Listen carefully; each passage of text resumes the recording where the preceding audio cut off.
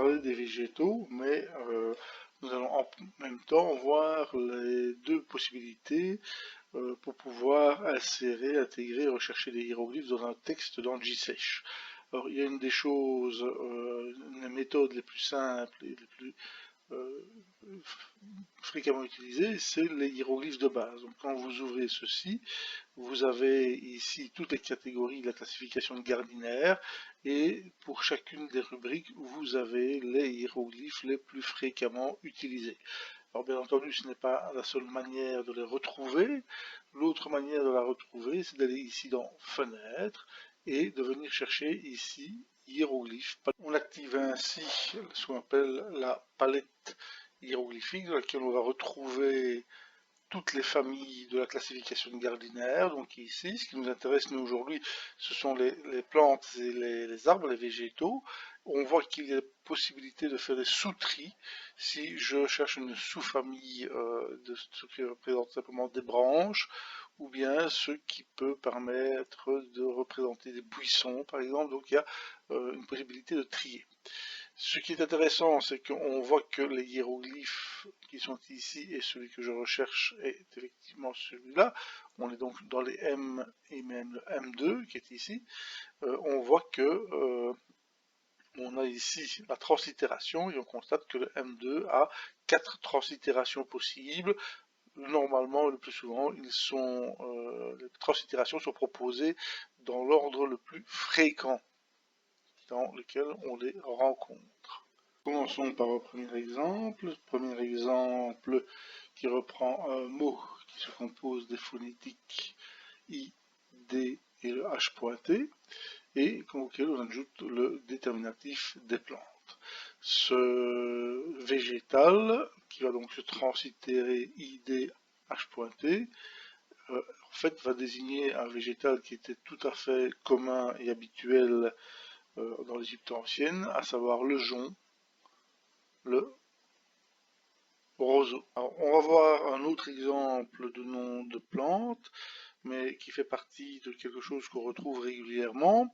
Donc ici, nous allons avoir une plante qui s'appellera ha, et puis on va même mettre un M après. Donc on a un nom assez classique dans une plante constituée de phonétique. On va aller rechercher notre M qui était ici, M2 comme déterminatif, et assez fréquemment on aura un pluriel qui est associé à ce mot, donc un pluriel qui est en fait plutôt un pluriel qui marque le collectif. On peut se dire que voilà, dans un champ de blé, il y a beaucoup d'épis, sur un arbre, il y a beaucoup de feuilles, donc pour les Égyptiens, c'est une notion de pluriel. Plante, bien, on peut la translittérer assez facilement, même sans difficulté. C'est donc une plante qui va s'appeler Hahaye Ham, quelque chose comme ça. Mais surtout, ce qui est intéressant ici, c'est que cette plante, on ne sait pas du tout à quoi elle correspond.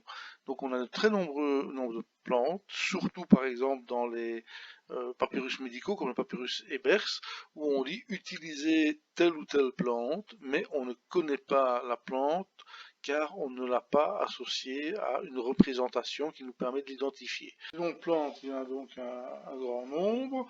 Voici un autre exemple avec ici BDD ou K. Donc on va avoir deux mots pour composer le nom de la plante. On retrouve notre hiéroglyphe avec le pluriel qui est ici.